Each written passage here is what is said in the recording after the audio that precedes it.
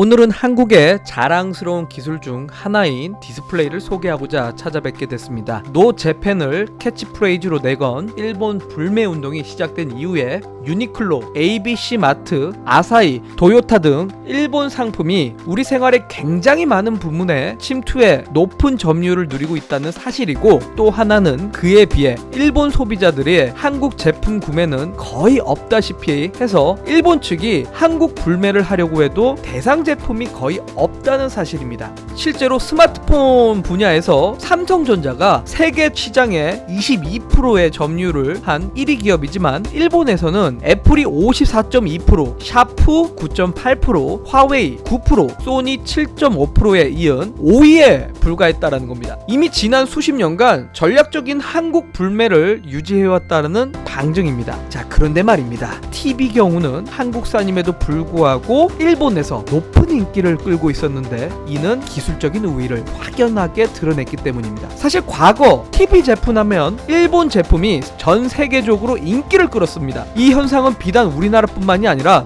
유럽과 미국까지도 일본 TV의 명성을 떨쳤었죠. 하지만 점차 세월이 흐르면서 고급 프리미엄 시장은 삼성과 LG에게 자리를 내주게 되었고, 이러한 상황도 모자라 중국 자본에 잠식당할 위기에 처해 있습니다. 그 중에 하나가 과거 디스플레이로 유명했었던 샤프인데요. 이미 아이폰 위탁 생산 업체인 대만의 혼화이 정밀공업으로 인수당해서 넘어가 있는 상태입니다. 또한 최근 일본 언론 매체인 니혼게 이자이 신문이 재팬 디스플레이가 경영난을 이유로 전체 직원의 30%에 해당하는 3,700명을 해고하는 구조조정 계획을 밝혔다라고 보도를 했고, 이어서 JDI는 중국과 대만과의 계약 또한 고려하고 있다라고 언급하면서 일본 시장에 적잖은 파장을 일으키고 있는 상태입니다. 이번 일을 계기로 JDI까지 중국에 인수된다면 일본의 전자산업을 지탱하던 디스플레이 시장이 완전히 무너지는 것을 의미하는 겁니다. 특히나 JDI 경우에는 2012년 일본 정부 주도하에 소니, 히타치, 도시바의 디스플레이 사업부들이 연합체로 일본의 마지막 자존심이라고 볼 수 있는데요. 따라서 JDI가 중국 인수가 진행될 경우에는 전자산업뿐만이 아니라 산업 전반에 걸쳐서 심리적인 침체기가 심화될 가능성이 있다고 볼 수 있습니다. 또한 JDI 고위급 관계자에 의하면 이미 디스플레이 시장은 OLED 없이는 미래가 없다. 이미 기술 격차가 상당히 벌어져 삼성과 LG전자를 따라잡을 수 있을지 의문이다. 하지만 위기를 탈출하기 위해 연구 개발에 꾸준하게는 투자할 계획이다 라고 비관적인 전망까지 내놓기도 했습니다.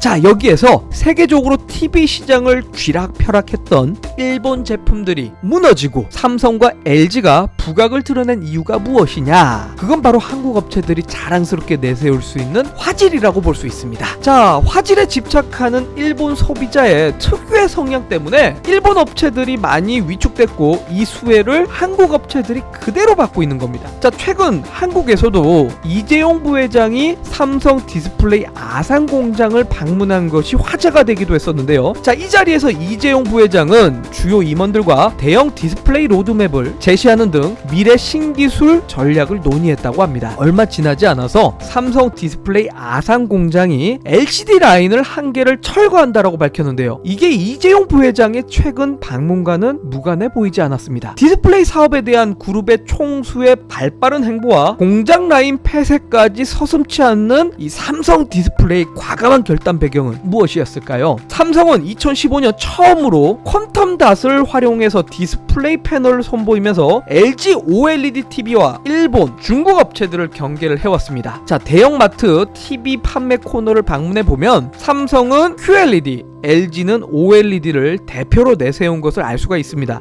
삼성은 퀀텀 닷 기술을 선보인 것은 4년 전인데 왜 이 시점에 퀀텀 닷에 대한 광폭 행보를 보이는 것일까요? 그 이유는 지금까지 삼성이 보인 퀀텀 닷이 반쪽짜리였기 때문입니다. 자, 사람의 눈은 생각보다 민감합니다. 약간의 화면 밝기도 눈치챌 수 있는데요. 그래서인지 TV 코너에만 가면 삼성의 QLED보다 LG의 OLED가 훨씬 더 눈에 더 들어옵니다. 이거는 기분 탓이 아니라 실제로 OLED가 기술적으로 더 뛰어나기 때문입니다.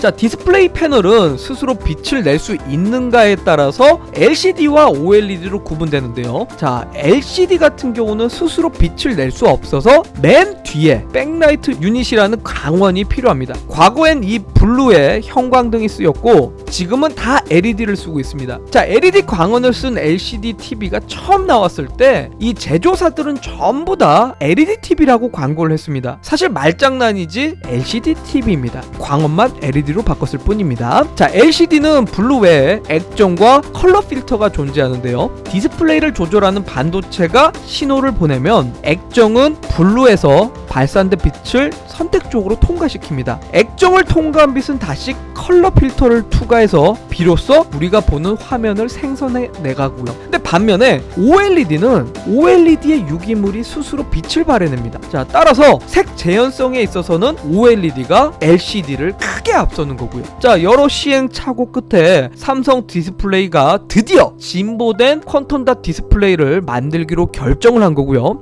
삼성전자의 퀀텀닷 OLED 이 라인 투자가 내년부터 본격적으로 시작될 전망인데요. 자, 이 때문에 한일 무역 전쟁에서 한국 측에 활용 가능한 유용한 무기이자 한국의 자랑스러운 기술력으로 소니와 파나소닉의 제품 생산에 차질을 줄 수 있다는 것이 전망이 되고 있습니다. 자, 이번 기회에 여러분들도 한국의 기술력을 자랑스러워 하셨으면 좋겠고요. 조만간 다른 영상을 통해서 또다시 인사드리도록 하겠습니다. 궁금한 점에 대한 부분은 댓글은 언제든지 환영합니다.